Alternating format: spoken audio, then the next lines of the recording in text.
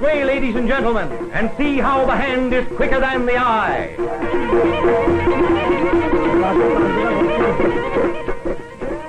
As far back as history goes, we find that conjuring and magic tricks have always fascinated human beings of all ages and of all classes. Little boys and big boys, young boys and old boys with long whiskers, even little girls, stare wide-eyed at a magician when he is performing tricks. Watch this Arab faker now and see if your eyes are as quick as his hand. Here he is, right out in the open, where he can't have any trap doors or mirrors or trained confederates to help him. I tell you, he's got to be good. Now, how on earth did he get all those flags into his mouth at the same time? You tell me. You know, I think they ought to send him to the Geneva to do some ballyhooing for the League of Nations. Say, his mouth must be like the subway, always room for one more. Now what's he up to? Oh, I see. He's showing us how to reduce the high cost of living by getting eggs without having to buy them from the grocer. I calls it unfair competition, I do. This is a good trick. Watch it closely. The magician pulls out yards and yards of cotton string and breaks it into many, many little pieces. Then he sets all these pieces on fire. To make them burn faster, he blows on them. Well, I guess that's the end of that string, all right. That's what you think, he says. For the string is in one piece again, and it doesn't show any trace of the fire. Believe me, that's some trick.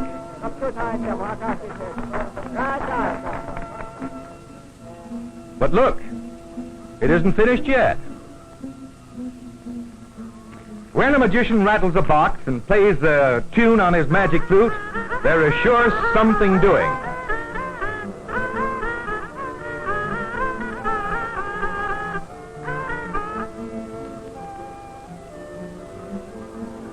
Well, of all things, that string is burning again, and right in his mouth, too. Say, let's give him a hand. Now, if any bright little boy in the audience can figure out how this trick is done, I wish you would write to me about it. I saw the trick several times when I was in India. Well, I never could guess the answer. But perhaps you're better at guessing than I am. Anyway, it's a fine trick.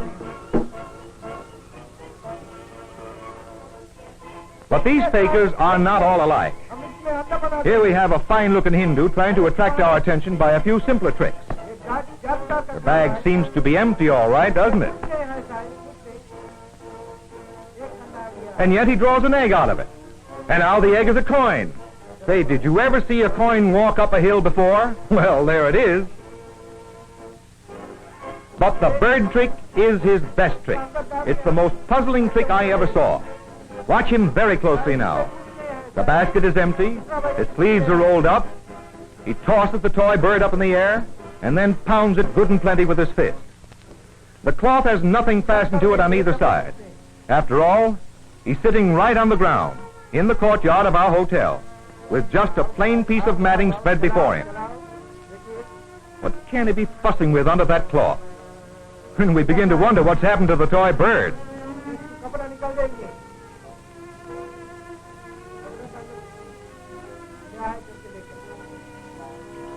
Well, can you beat it? A whole flock of birds, and they're alive, too. Oh, yes, very much alive. But when the magician calls, back they come. That's another mystery that I was never able to solve. There is no monkey business about this trick. It's all goat. And it just shows how clever a goat can be when a man has the patience to train it.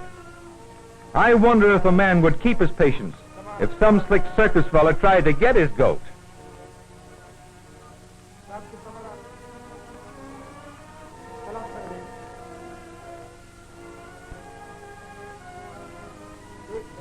And now the most famous trick of all, the mango trick. The faker shows us a mango seed. He places it in a little pile of dirt. And he waves his magic wand in circles. Then he covers the little pile of dirt with a cloth and jabbers a lot of hocus pocus dominus or something like that. This is one of the most popular tricks in the East. Every traveler to India has seen it and been mystified, just as I was. It's always performed in the open air without the help of any apparatus. And when the cloth is removed, we have a live, fresh young mango plant, 18 inches high, roots and all. Explain that one if you can. I can't.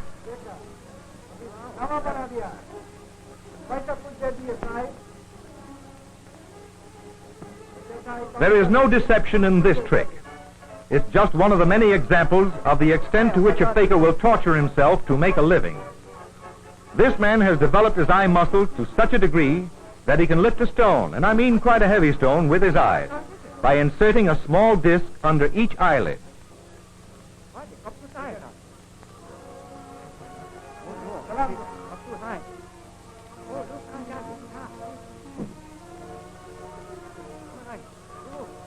Oh, it's easy enough to see how he does it, but it's hard to understand how he bears it.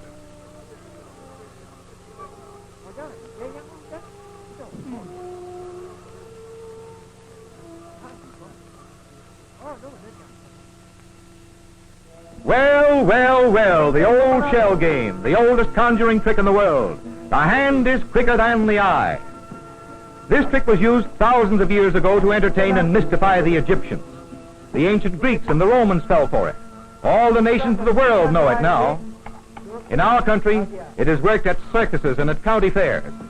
We all know how it's done, but the performer is so quick in his motions that we are usually fooled when we try to guess under which cup the dice or the pellets are to be found. Many of us have bet money on the issue, but most of us have lost. This faker is quite the smoothest and fastest actor I've ever seen. I watched him many times just for the sport of it. I made all kinds of bets with myself, but I always lost.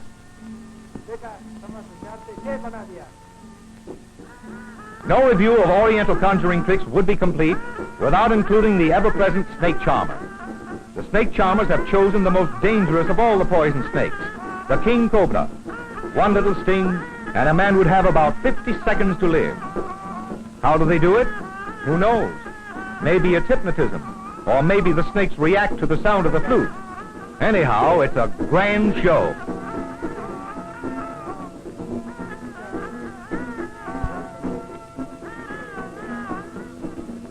And so, with an eye full of magic and an ear full of weird music, we're going home to see if we can figure it all out.